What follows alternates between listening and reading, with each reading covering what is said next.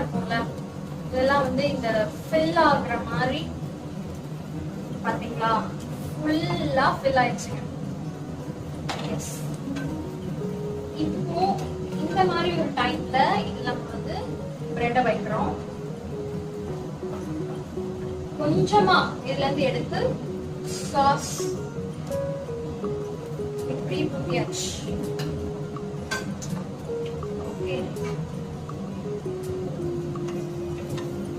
நல்ல சிம்ல தான் வைக்கணும். ஏன்னா முட்டை பாத்தீங்கன்னா டக்குன்னு வந்து மெதுவா வெந்துடும். ஸோ இது வந்து 4 பக்கம் இந்த முட்டையில வந்து நம்ம ஓகே